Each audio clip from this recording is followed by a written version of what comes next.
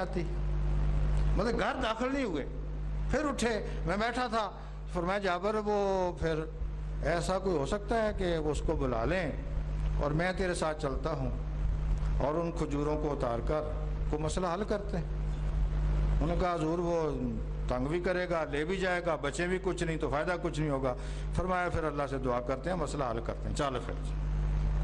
جابر کہتے ہیں اس وقت تک حضور گھر داخل نہیں ہوئے جب تک میرے قرضے چکائے نہیں. میرے باغ میں آ گئے, کھجوریں اتار, پاس بیٹھ گئے اور فرمایا جابر میں بیٹھتا ہوں, اعلان کر جتنے لوگ قرضہ لینے والے آ جاؤ اور اس کھجور لیتے جاؤ اور انشاءاللہ یہ ساری پوری ہو جائے. حضور بیٹھے رہے, وہاں بیٹھے رہے, اعلان ہوا, جتنے قرض کھاتے وہ لے گئے. اور حضرت جابر کہتے ہیں اللہ کی شان, حضور کا مقام یہ ہے کہ جب حضور اٹھے تو ایک دانہ بھی کھجور کا کم نہیں تھا, اتنے کے اتنے.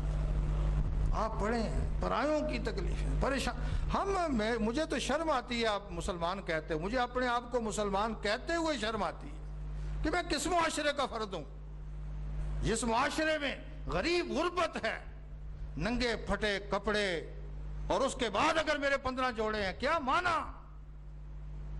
آئی بات سن لیجئے کیونکہ موقع ہے.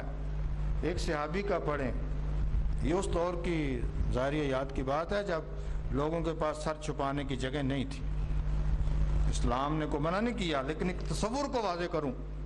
ایک صحابی کا ملتا ہے, وہ کہتے ہیں میں نے حضور کی ظاہری حیات میں 2 منزلہ مکان بنایا. یہ جو حضرت ابو ایوب انصاری کا مکان تھا نا, یہ پہلے ہی 2 منزلہ تھا. یہ نہ کہنا, میں پہلے جواب دے دوں آپ کو, یہ نہ کہنا جی حضور نے 2 منزلہ بنایا, یہ پہلے کا بنا ہوا ہے. تو وہاں وہ کہتے ہیں میں نے حضور کی آمد کے بعد 2 منزلہ مکان بنایا. آپ کا گزر ہوا, آپ نے صحابہ سے پوچھا یہ کس کا مکان, انہوں نے بتایا جی فلاں کا. آپ نے کچھ گفتگو نہیں فرمائی, خاموش. وہ آدمی کہتے ہیں میں حضور کے صحابی آیا, میں حاضر ہوا تو میں پہنچا تو آپ نے اپنا چہرہ انور پھیر لیا. حضور کا چہرہ انور پھیرنے کا معنی کیا ہے کہ خدا نے چہرہ پھیر لیا. اب اس سے بڑھ کے میں آپ کو کیا بتاؤں. میں اگر کہتا کائنات پھر جاتی ہے. حضور کا چہرہ پھیرنے کا معنی یہ کہ رب نے چہرہ پھیر لیا. وہ صحابی ہیں, ان کو احساس ہے. انہوں نے دوستوں سے پوچھا کیا معاملہ ہوا, انہوں نے کہا جی ہم بھی نہیں جانتے, لیکن اتنا ہوا ہے کہ آپ ادھر سے گزرے ہیں. آپ نے پوچھا یہ کس کا مکان ہے, وہ صحابی کہتے ہیں مجھے سمجھ آ گئی.